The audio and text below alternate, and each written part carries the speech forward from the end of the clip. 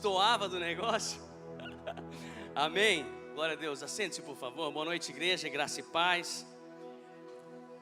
A você que nos assiste pelas redes sociais, permaneça conosco. Embora, como diz o presbítero Éder, aqui é bem melhor. Aqui nós sentimos o aquecer do Espírito Santo, a glória, estamos entre irmãos.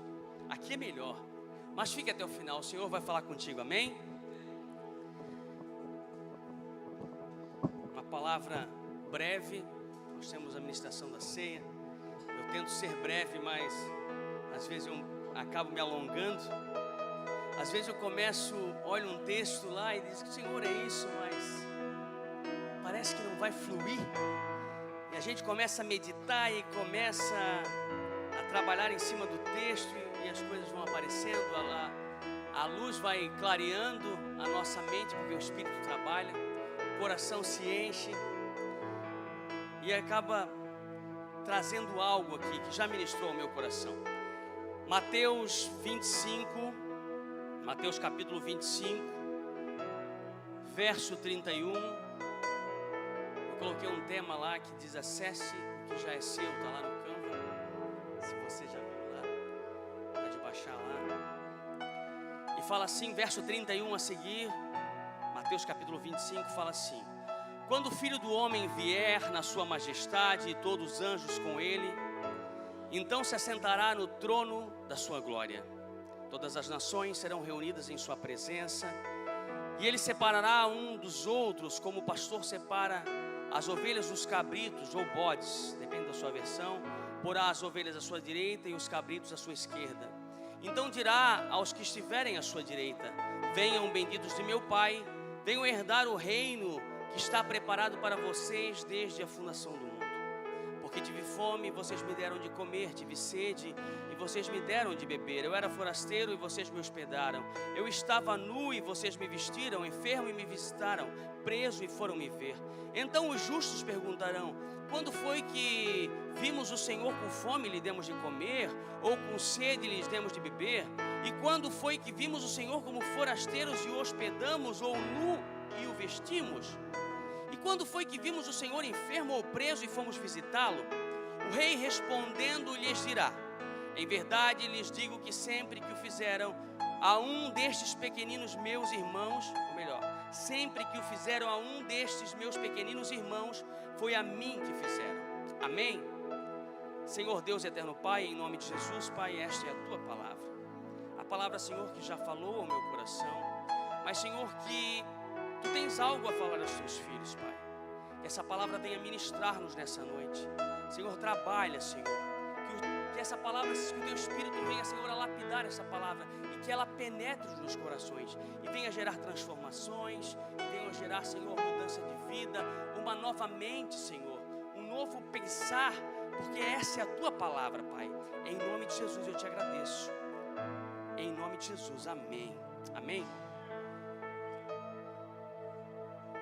Começar bebendo água já. E a palavra vai falar assim no verso 34. E por algumas vezes eu recitei esse versículo aqui.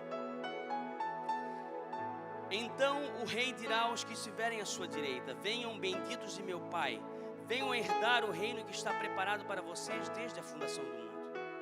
Aqui no verso 31 a gente vê que Jesus assume a posição de rei. Ele se coloca já como rei. A gente sabe que ele morre como cordeiro, e cantamos aqui que ele vai ressurgir como leão, o leão da tribo de Judá. Então aqui está falando do assentar do Senhor na sua majestade. Está falando do governo milenar que o Senhor vai instituir aqui. Mas eu vou deixar de lado a escatologia bíblica aqui, porque o homem da escatologia está ali sentado, ele sempre nos pregava aqui sobre escatologia. Eu quero deixar aqui a escatologia bíblica, que é o que vai acontecer, para falar do que o Senhor quer falar exatamente nessa noite. Então a gente entende que o Senhor vai se assentar numa posição de rei, a qual ele não morreu como rei. Ele foi crucificado, foi humilhado, mas quando ele voltar, ele vai voltar como um rei para governar. E nós faremos parte desse governo. Você acredita nisso? Você tem essa certeza de que você vai estar lá com Ele, ao lado direito, dizendo: é o meu lugar, aqui é o meu lugar, é ao lado direito dEle. Então, a direita e a esquerda, por que sempre essa direita? Porque a direita sempre foi habilidade, ela sempre foi associada à habilidade, à honra, à bênção, e a esquerda sempre foi o contrário, porque a maioria das pessoas eram destras, coitado dos canhotos na época, né? E a gente sabe que isso, como vem de geração em geração, então Jesus usava os exemplos da época. A sua direita, então é melhor estar à direita do que à esquerda. Se você entendeu aí, dá um glória. Benditos de meu Pai. Então Ele já está chamando a gente de abençoado, de favorecido por Deus. Herdar o que já nos está preparado desde a fundação do mundo. E quando a gente fala de herdar, a gente fica feliz, né? Porque quem não quer herdar alguma coisa, né? Começar a vida herdando já é melhor, não é? Começar a vida herdando é melhor do que a gente já começar a ter que trabalhar, ralar. Quem herda alguma coisa já sai um pouco na frente. E em Gálatas capítulo 4 vai falar o seguinte, se você puder colocar aqui, diz assim: digo porém o seguinte, Paulo falando aos Gálatas: durante o tempo em que o herdeiro é menor de idade, em nada difere de um escravo, mesmo sendo senhor de tudo.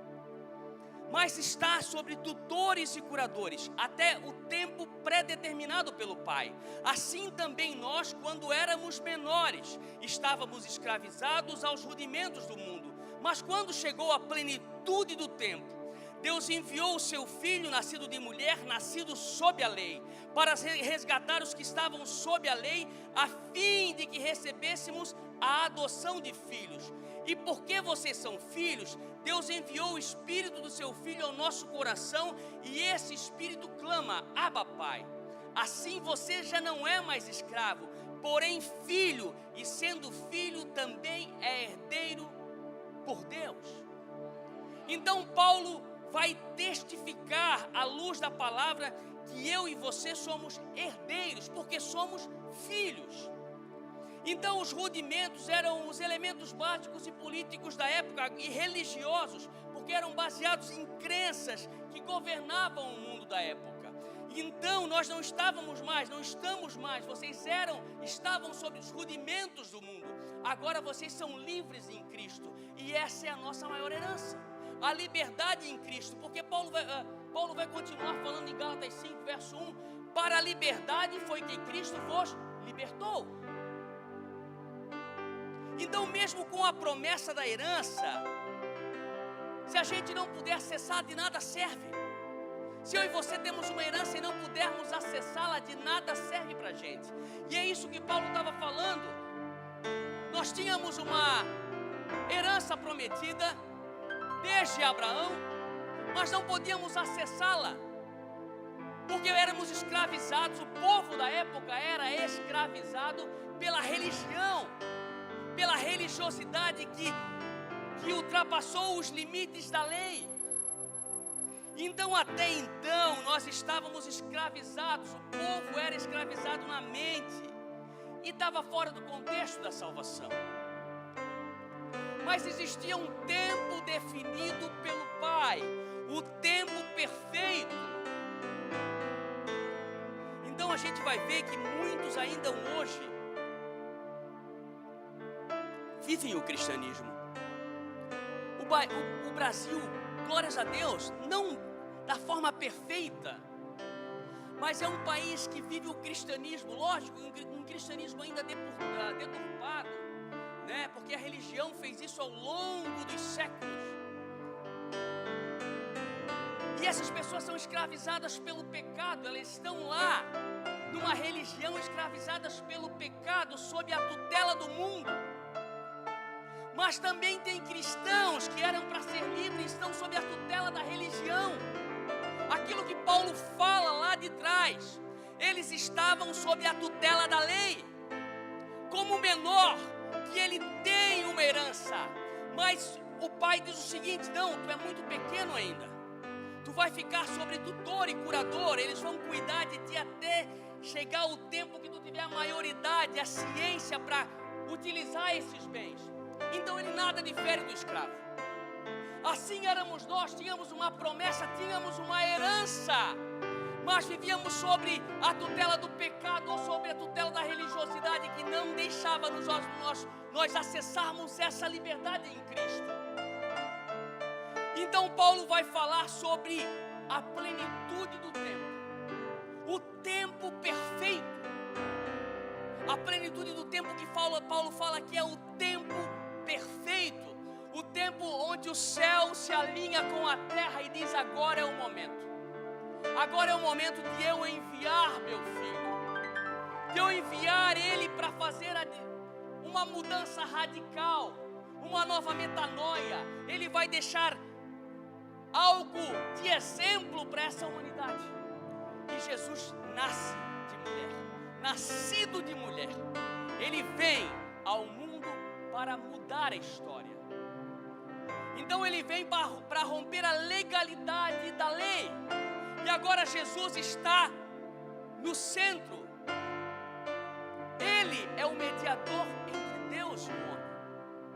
É Ele que faz esse papel de ligação entre Deus e o homem. Não é mais a lei. Então Cristo agora, Ele chega na nossa vida. Ele chega na humanidade, na plenitude do tempo. Mas existe a plenitude pessoal. O momento exato que o Senhor chega nas nossas vidas.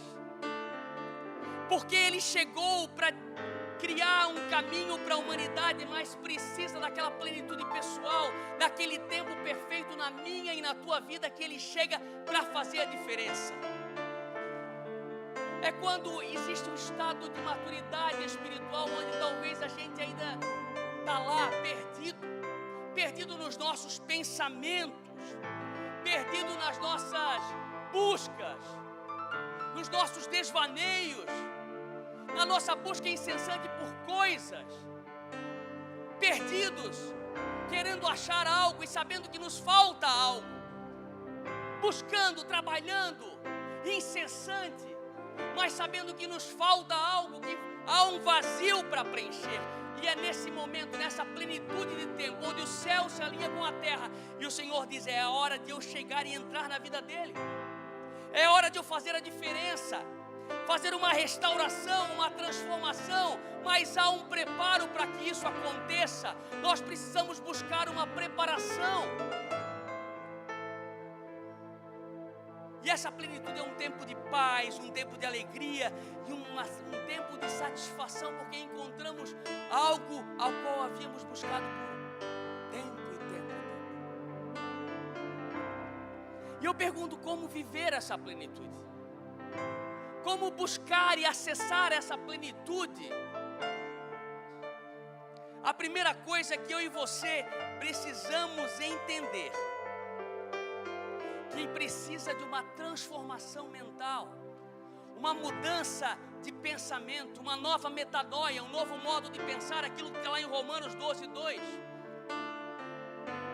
Nos transformar, mas não vos conformeis, não se amoldem aos padrões desse mundo, mas transformai-vos pela renovação do vosso entendimento. Um novo entendimento acerca da palavra, daquilo que o Senhor quer fazer na minha e na tua vida. Eu não preciso de Deus, eu posso viver do meu jeito. É um argumento humano de quê? De autossuficiência, de orgulho, de ilusão que a gente tem o controle.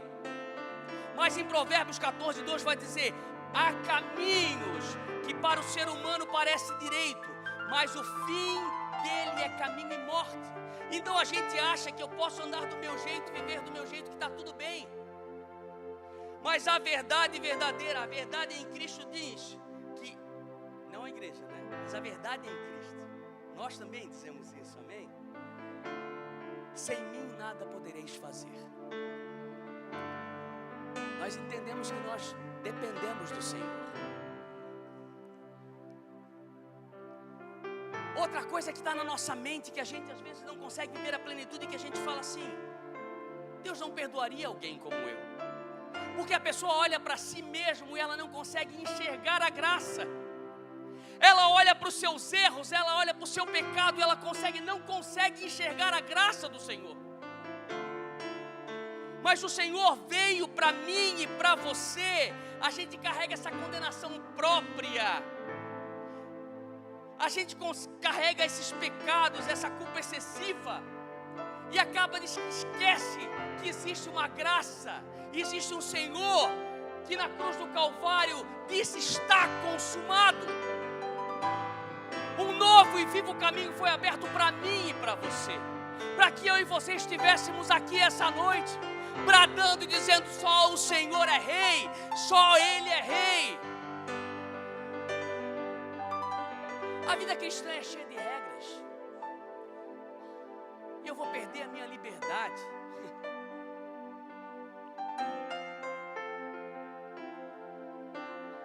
Às vezes a gente quer uma liberdade sem limites. A gente quer viver uma libertinagem. A gente não quer viver a liberdade ao qual o Senhor nos chamou. Porque nós sabemos que só no Senhor nós somos livres.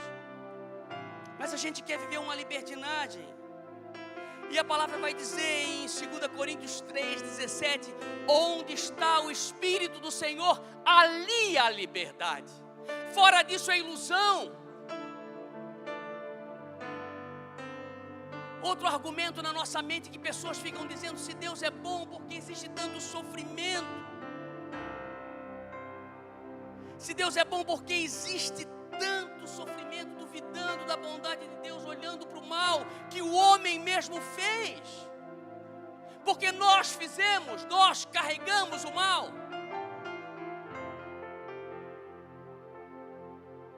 E a palavra vai dizer que todas as coisas cooperam para o bem daqueles que amam a Deus. Outros vão dizer que pelas minhas obras eu sou suficiente porque eu sou bom. Não tem como eu não herdar o céu, eu sou uma pessoa boa. Olha aquele lá que está na igreja, tanto mal que ele fez, agora está lá se fazendo de santo. Querendo se auto-justificar pelas suas obras, ou pelo seu comportamento que acha que é certo, não sabendo que se não for pela graça, eu e você não acessaremos a salvação, não acessaremos o que é nosso. Agora não é momento de seguir a Jesus. Sou muito novo, né? Agora não é hora. Procrastinação, né? É a palavra do século. Eu não gosto de procrastinar nada. Deixa para depois ali. Depois eu faço, acalma a mulher. E vai ficando. E hoje ela estava lá botando uma... Não, eu vou fazer, eu vou resolver. Ela foi lá colocar umas enforca-gato numa telinha lá para a cachorra não fugir. Daqui a pouco ela já estava lá gritando: Manuela, vem me ajudar. Porque eu procrastinei. Ela quis fazer, não esperou. Eu disse: vai fazer, tu quis. Não esperasse. Tem um tempo determinado para toda coisa, né? O tempo, a plenitude dos tempos. Não esperou a plenitude, irmãos.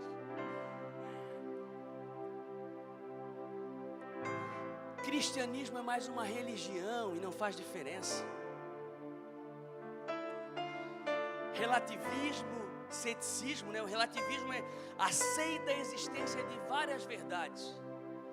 E o ceticismo, ele questiona a existência de uma verdade absoluta. Tem pessoa cética que não, isso aí, acreditar em Deus. E se torna ateu. Mesmo porque eu sou ateu, porque eu não acredito em Deus.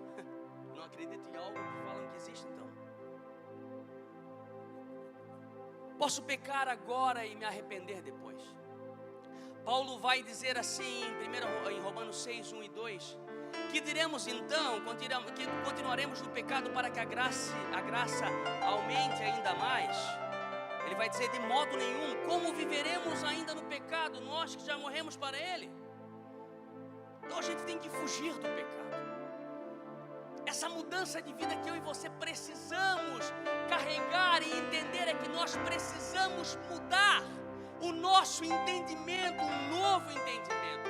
E não só isso, para viver essa plenitude, desconstruir esses argumentos que nós criamos na mente, nós precisamos viver a identidade em Cristo, a identidade de quem o Senhor é, de quem o Senhor deixou, o que o Senhor deixou como exemplo para mim e para você. Mansidão, domínio próprio, alegria, bondade. Exemplos que o Senhor, a referência do Senhor Jesus é que nos faz viver essa plenitude, estar nele e permanecer nele. Eu preguei aqui há 15 dias atrás: quem estiver em mim, quem permanecer em mim, pedirei tudo o que quiseres e vos será feito. Aquele que está em mim, né? Está lá em João, capítulo 15. Conhecer as Escrituras, procurar conhecer a palavra mais e mais, buscar a palavra que nos norteia, a palavra que nós abrimos e ela vai nos dando direção, vai fazendo a gente pensar acerca de nós mesmos. E quando meditamos, entendemos que a gente precisa mudar, que a gente precisa alcançar níveis maiores, porque às vezes chega do leite, é preciso comer algo mais firme. Um feijãozinho às vezes é bom, uma boa feijoada, às vezes ela bate pesado assim, mas precisa. Oséias vai dizer que o povo perece, ou seja, o povo é destruído porque lhe falta conhecimento. Então o conhecimento da palavra nos abre as visões espirituais. Diante do que está acontecendo no mundo, quando nós vimos e lemos a palavra, nós nos firmamos mais ainda. Ter uma vida de oração, conectados com Cristo, estar conectado com o Senhor, onde quer que você esteja, ouvindo um louvor, no seu carro, na sua casa, que eu sempre falo, conecte com o Senhor. Fale com Ele, o Espírito Santo está em você, Ele mora em você, Ele testifica na sua vida, você começa a falar com Ele, o seu coração transborda, se enche, e daqui a pouco você já está orando, daqui a pouco você já está chorando, porque o Espírito transborda, Ele trabalha para nos mudar. Buscar encontrar o nosso propósito, buscar encontrar o nosso propósito. A gente tem às vezes buscado em tanta coisa, mas às vezes a gente não busca no Senhor para encontrar o que o Senhor quer mais de nós. Eu hoje estou aqui porque eu tentei achar um propósito. Há um tempo eu comecei a questionar o Senhor, há um tempo atrás, e hoje eu me alegro de ver as cadeiras assim, e que isso se repita culto a culto, mas por um buscar de um propósito que foi buscado no Senhor, dizendo: Senhor, o que tu queres que eu faça? Senhor, se precisa de mim, se eu preciso me mexer, me diga então. O Senhor falou: queres que eu desenhe? Falou muito ao meu coração. Ou seja, às vezes nós sabemos o que precisa ser feito. Nós precisamos dar um passo de fé e dizer o seguinte: o Senhor é comigo, sim, o Senhor é conosco, sim. Nós vamos avançar. Nós vamos avançar, nós vamos caminhar, o Senhor está conosco, assim como Ele estava no deserto com o povo. Ele não abandonou o povo, era o povo que murmurava, era o povo que nunca estava satisfeito. O Senhor nunca deixou de deixar a sombra lá durante o dia, ou a coluna de fogo durante a noite. O Senhor nunca te abandonou. O Senhor nunca te abandonou. Às vezes a gente olhou para o lado e pegou um caminho que não era para pegar. Ter uma vida de fé verdadeira. E daí eu vou lá em 2 Coríntios 4. Diz assim: por isso não desanimamos. Pelo contrário, mesmo que o nosso ser exterior se desgaste, vai no espelho e olha: meu Deus, é tanta ruga, desgastado, o cabelo está branco, já caiu o cabelo. Nosso ser exterior está se desgastando, mas o nosso interior se renova a cada dia. Porque a nossa leve e momentânea tribulação produz para nós um eterno peso de glória, acima de toda comparação, na medida em que não olhamos para as coisas que nós vimos, mas para as coisas que nós não vimos. É fé, é a certeza, porque as coisas que se veem, elas passam, elas são temporais, mas as que não se veem são eternas. Nós não vivemos por vistas, eu e você vivemos por fé. Então nós temos que ter essa fé verdadeira, deixar do lado também essa religião distorcida que permeou nas igrejas durante anos e nos amarrou, colocando dogmas, prendendo-nos, não deixando-nos adorar, limitando, colocando regras. Em nome de Jesus nós quebramos isso. Nós vivemos a verdade em Cristo, a liberdade em Cristo. Nós vivemos para Cristo sim, vivemos a liberdade sim, mas longe daquilo que o homem fala e sim do que a palavra fala. É a palavra que nos liberta, é a palavra que modifica a minha e a tua vida. Não é o que o homem fala, é o que a palavra fala. É o que o Senhor fala, é o que sai da boca dele, a mim e a seu respeito. Então, como não sair da plenitude? Como tem pessoas que saem, entram e saem muito rápido, vão no alto e no baixo, estão lá em cima, daqui a pouco estão lá embaixo. A pergunta é: será que viveram essa plenitude ou só se encontraram?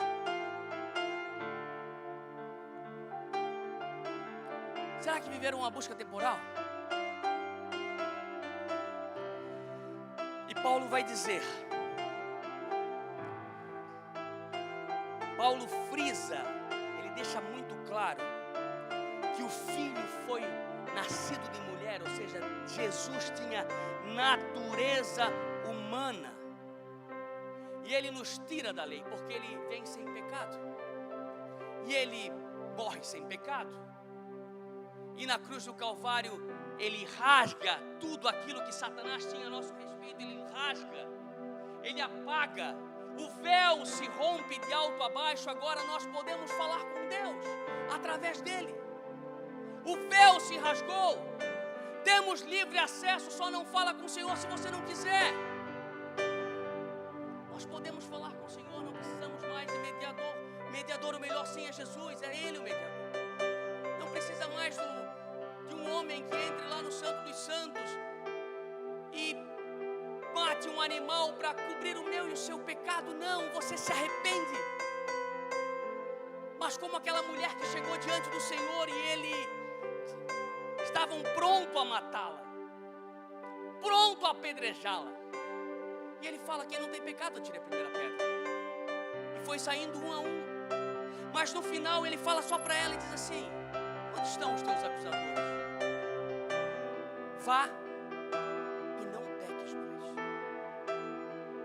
Então nós não precisamos fugir do pecado.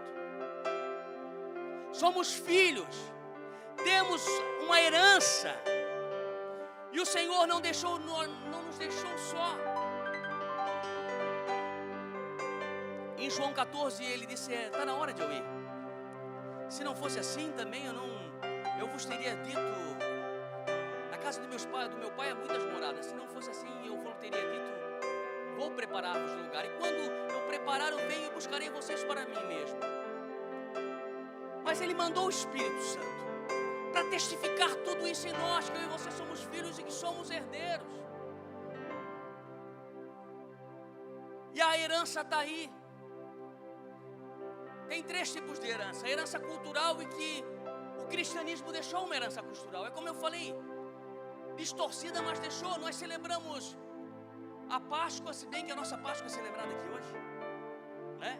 Mas celebramos o momento da ressurreição do Senhor, da morte e ressurreição. Celebramos o Natal, embora lá tenha o velhinho, como na Páscoa também tem o coelho. Mas graças a Deus que nós não estamos no hinduísmo, no budismo, no islamismo.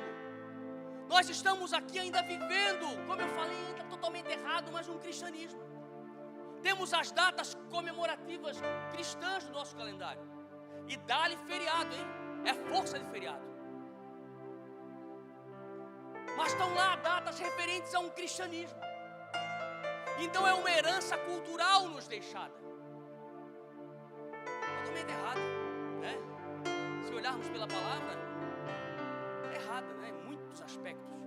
Mas foi nos deixado. E existe também herança genética, né? Que a gente carrega os traços dos pais. E o Senhor nos deixou uma herança genética.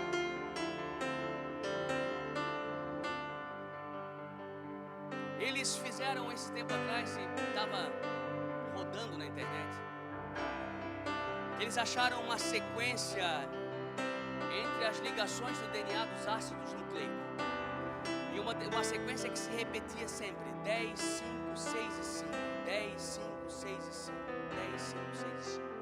Essa sequência sempre repetia. E daí eles pegaram essa numeração 10, 5, 6 e 5 e transformaram pelo alfabeto hebraico, que onde as letras são números, e deu Yahvé, que é o nome de Deus.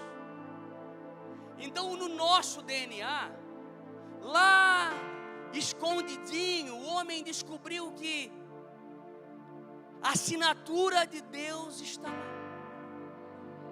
Então eu e você carregamos uma herança do Senhor, porque nós fomos criados à imagem e semelhança dele.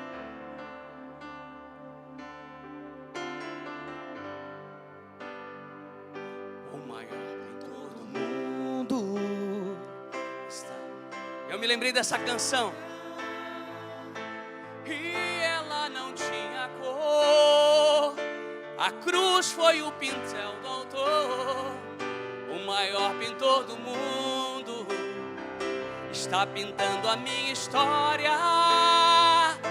Ele assinou a obra que sou eu, e na assinatura está escrito Deus. Está escrito Deus em nós. Pintou minha vida com o sangue derramado, pintou minhas vestes com o branco da santidade, pintou o meu interior, pintou o meu interior.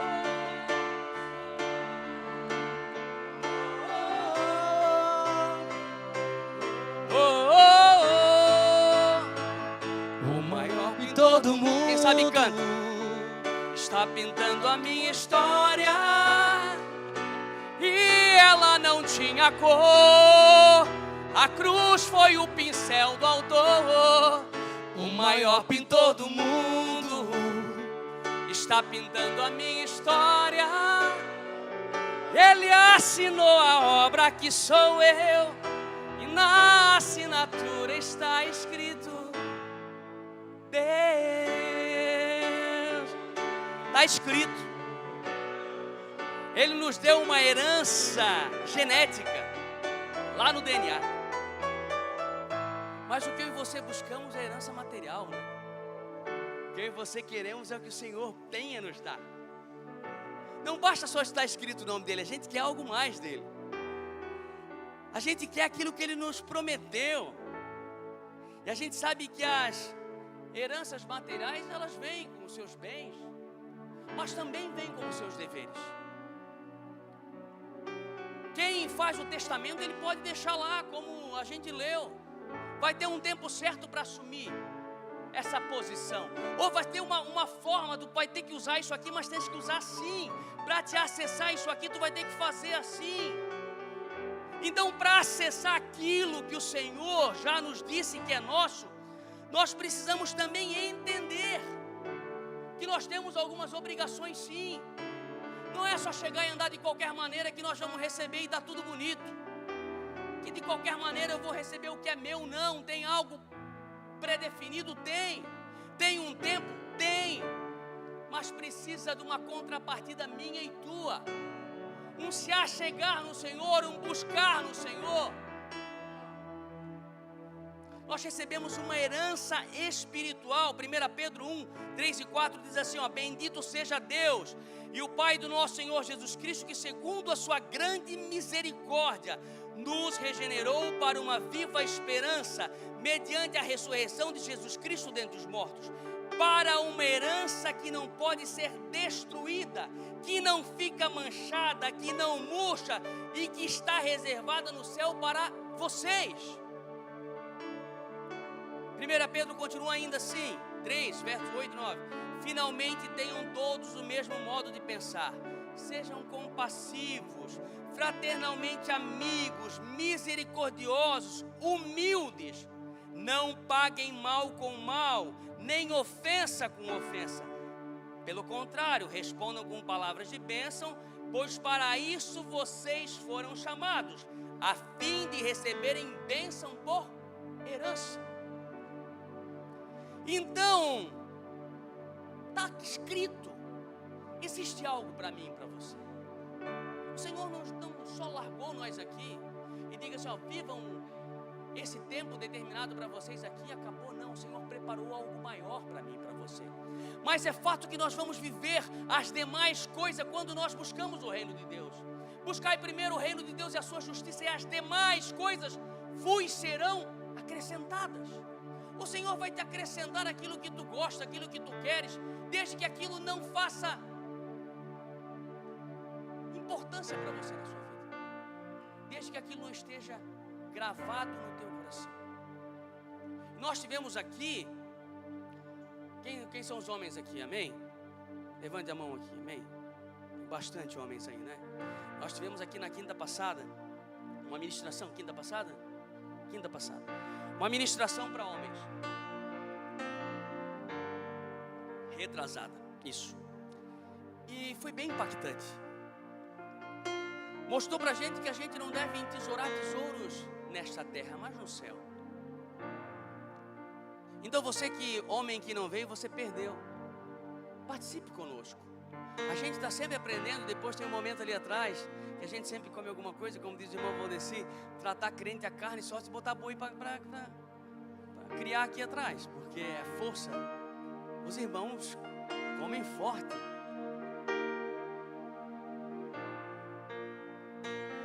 Em Romanos, Paulo vai dizer ainda assim: e se somos filhos, somos também herdeiros, herdeiros de Deus e co-herdeiros com Cristo. Nós temos uma herança com Cristo. Se com Ele sofremos, estamos sofrendo com Ele aqui, muitos têm sofrido com Ele, não como aquela canção, né? Estou gastando tudo, gastando meu tempo, perdendo tudo com muita alegria. Aquela canção a gente tem que meditar quando cantar, para ver se a gente está perdendo tudo com alegria mesmo. E para que também, embora com Ele sofremos, para que também com Ele sejamos glorificados. Vamos ser glorificados com Ele, sim. E o Senhor nos deixou algo maior do que a herança. Ele nos deixou um legado, porque legado e herança é algo diferente. Um pai pode deixar para um filho milhões, mas se ele não deixar para o filho uma direção, um legado, algo que o filho possa se basear e seguir o caminho, ele vai gastar tudo sem propósito. Há um ditado que diz assim: pai rico, filho nobre, neto pobre, porque isso se sucedeu durante gerações. O pai trabalhava, o pai ganhava, o filho vivia o que o pai deixou e o neto acabava no mar de tristeza, porque a riqueza se perdia, não era deixado um legado, não era deixado algo construído. E o Senhor Jesus nos deu esse legado, nos deu uma direção. Ele disse: vocês são herdeiros comigo, vocês são co-herdeiros. No entanto, tem que caminhar assim. Faça isso, busque em mim. Eu dou acesso ao Pai, mas busque em mim. Então essas são as heranças, aquilo tudo que o Senhor prometeu a Abraão, e a gente viu que se cumpriu, vai se cumprir na nossa vida. Uma herança incorruptível, Aquilo que eu falei lá, não acumulem tesouro sobre a terra, onde as traças de a ferrugem corrói, onde os ladrões escavam e roubam, mas ajunte tesouros no céu, onde as traças de ferrugem não corroem, e onde os ladrões não escavam nem roubam, porque onde estiver o teu tesouro, também estará o teu coração. Que o nosso coração não esteja nessas coisas dessa terra, que o nosso coração esteja naquilo que é nosso por direito, que já nos está reservado desde a fundação do mundo. E aquilo que eu falei, não nos cabe fazer nada, cabe sim, precisamos buscar. Voltando lá para Mateus 25, quando a gente começa a ler o texto todo, o primeiro no capítulo 25, Jesus vai falar assim, eu já quero acabar por aqui. Ele vai falar sobre a parábola das 10 virgens aqui. Que o reino do céu é semelhante a 10 virgens, que 10 eram prudentes, insensatas, e 10 eram prudentes. Umas levaram azeite de sobra, eu já preguei aqui sobre isso. Outras não levaram azeite de sobra, dormiram enquanto veio o noivo. Elas saíram a comprar, mas não havia mais tempo. Então fala como que eu e você precisamos estar espiritualmente preparados. Então Jesus já faz uma seleção ali. Depois ele diz, olha, o noivo veio, fechou a porta e não conhecia mais as outras. Precisamos estar preparados. Eu e você precisamos estar preparados. Precisamos de um preparo. O espiritual nosso precisa estar preparado. Depois ele vai falar sobre uma outra parábola, a parábola dos talentos, onde o Senhor, ele deixa os seus bens com os seus servos, conforme a capacidade de cada um. Ele deixa 5 com um, 2 com outro e 1 com outro, cada um segundo a sua capacidade. É aquilo que o Senhor nos dá, que nós devemos fazer prosperar com as nossas mãos. É aquilo que o Senhor tem colocado nas nossas mãos e nós não fizemos, nós muitas das vezes largamos de mão, não fizemos prosperar. Ao que recebeu 5, ele fez de tudo e ganhou mais 5. Ao que recebeu 2, ele fez de tudo e fez duplicar aqueles 2. Mas aquele que tinha só 1, ele ficou com medo do seu Senhor. Ele dizia assim, não, meu Senhor, ele colhe onde não planta. Como você tem olhado para Deus? A pergunta é, como você tem olhado para o Senhor? Será que você tem olhado para um Deus carrasco, que vai te punir se você não tentar?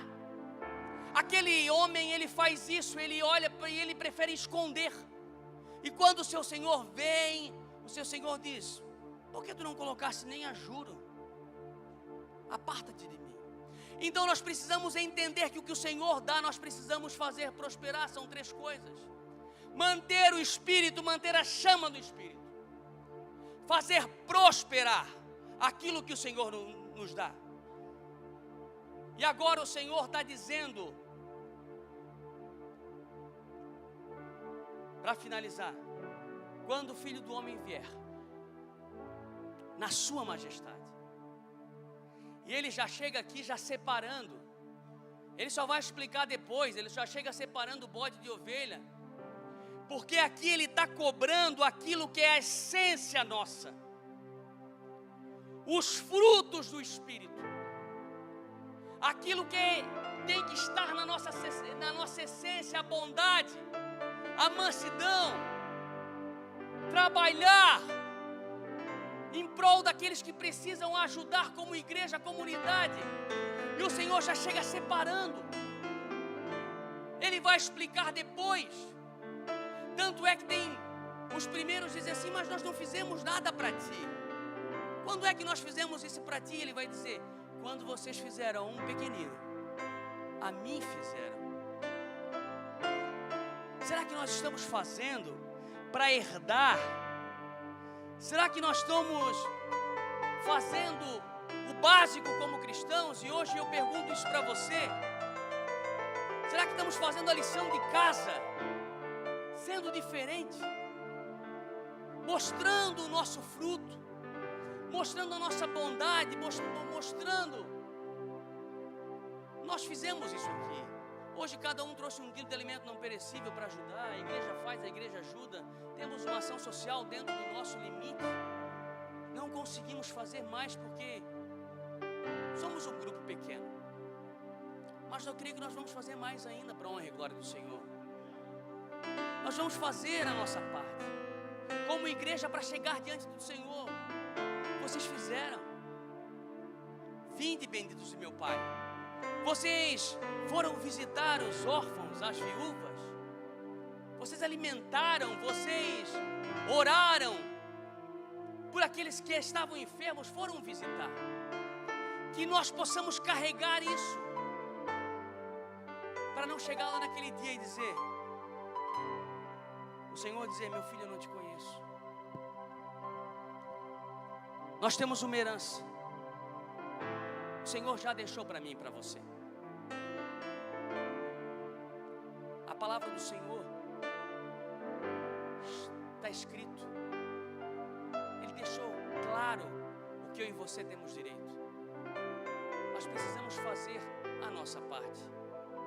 Buscar ao Senhor enquanto se pode achar. Carregar o Espírito. O que o Senhor colocar na tua mão, faça prosperar. Busque, não tenha medo. Se errar, não. Mas eu não tenho dom. Mas às vezes o teu dom está no dobrar o joelho e interceder por alguém. Talvez o teu dom está no abraçar alguém e dizer, Jesus te ama. O Senhor quer algo de nós. Não fique preso só olhando para nós. Não, eles estão fazendo, deixa que eles façam. Faça alguma coisa, ajude a que o Evangelho seja divulgado, que a palavra alcance vidas e que nenhuma cadeira esteja mais vazia e que seja repleta de pessoas sedentas pelo Senhor. Amém?